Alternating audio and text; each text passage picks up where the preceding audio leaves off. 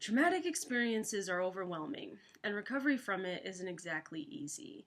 It probably feels like just another obstacle to overcome, and it is so exhausting. But I'm here to tell you that it's worth it. It's totally worth the fight. It's hard when memories just pop into your head, your mood is all over the place, and you feel totally disconnected from the world and overwhelmed from everything. Maybe you're just exhausted from fighting all the time to survive. But what is trauma? Well, that is a matter of perspective. A simple definition is that trauma symptoms can occur after an event that overwhelms your emotional capacity to cope with a situation or to initiate any sort of control over the situation. In a way, if you haven't thought of this already, being addicted to something can be traumatizing in itself. Sometimes trauma is looked at like this distant thing that very few of us actually experience. Maybe we consider trauma to fall into the category of being raped or brutally beaten. Many people are asked, "Have you experienced trauma?" And they immediately answer that no, because they think of those two things and those two things haven't happened.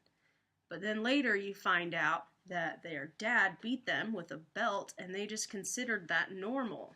But you guys, that is physical abuse, and that can be traumatic.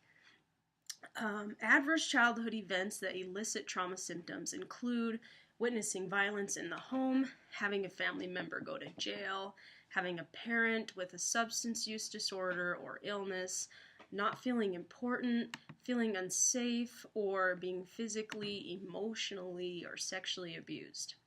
These traumas can impact people significantly, and even just one traumatic experience as a child can predict suicidal behavior, substance use issues, and a life expectancy that's 20 years shorter than average.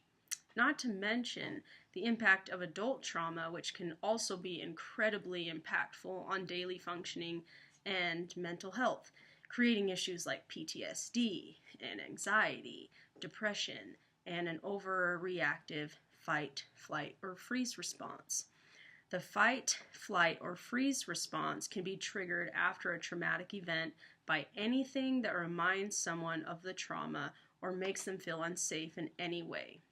Here's a short clip about the fight, flight, or freeze response. Humans, like all species, have self-protective mechanisms to help us survive. Our fight, flight, or freeze survival response, the FFF for short, is designed to mobilize our brain and body to fight an enemy, run from an avalanche, or freeze to hide from a predator. Our brain sometimes misinterprets safe situations as dangerous and can set off false alarms. When the amygdala, our brain's watchdog, senses and barks danger, our body enters survival mode quicker than our rational mind can react, leaving it trying to figure out why we feel in mortal danger. When the FFF alarm is sounded, we start to breathe more quickly and shallow, causing hyperventilation, and our heart starts beating very fast. These changes can cause strong chest pain, which many people interpret as symptoms of a heart attack, when in fact it's just a result of the FFF activation, which can be relieved through breathing exercises. As a way of getting you ready for action, blood is diverted towards the major muscle groups. Blood flows away from our digestive system, causing the bladder to relax, and we might feel the need to pee.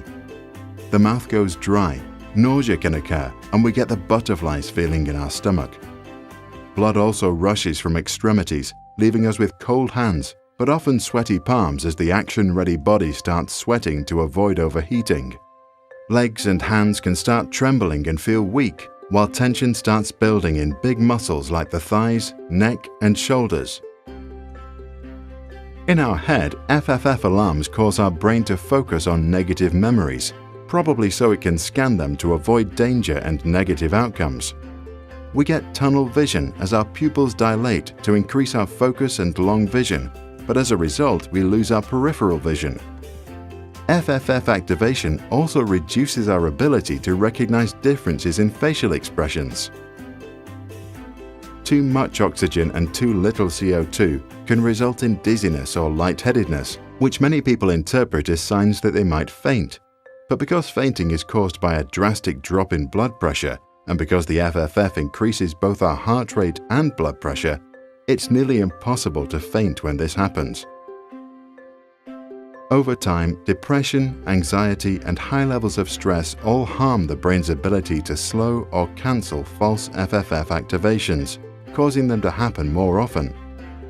Knowing the symptoms of false activations makes it easier to recognize and reduce their effects.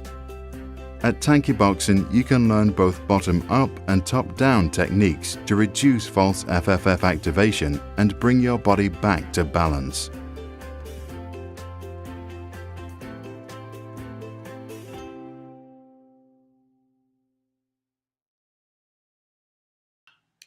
As you saw in this video, during the trauma response, our executive, rational mind is out of commission, and our emotional, primitive mind that will do anything to survive is in control. People can become completely overwhelmed by emotion, and everyone's fight, flight, or freeze mode is activated sometimes when we or something we care about is under threat. But you can learn how to reactivate your executive brain when your primitive brain takes over. You can get these symptoms under control, and you can learn to activate your rational mind in times where it feels like you're going to explode or relapse. We have to learn to face our negative emotions bravely while coping with them courageously. Please keep fighting and don't give up the fight just yet. I know you can do it. This poem is called Broken Glass Mirrors. Broken glass mirrors reflect what appear to be a broken glass world. Every image reflected across the glass is equally shattered across twisted shards haphazardly pieced together in an attempt to recreate the clear, smooth surface that it once was. The world no longer seems to make sense in a broken mirror, unless that's the way your experiences have taught you to look at the world. In a life of broken glass mirrors, comfortable chaos, familiar dysfunction, it's the smooth, clean surface of an unscathed mirror that doesn't make sense. Normalcy doesn't make sense when all you've known is dysfunction. And plenty doesn't feel real when all you've known is nothing. Times of peace are just carefully stacked glass-card houses in which the slightest wind can send it tumbling over. So I'd like you to pause this video and I want you to read it again, read this poem again, think about how it connects to your experience with trauma. And then be prepared to share.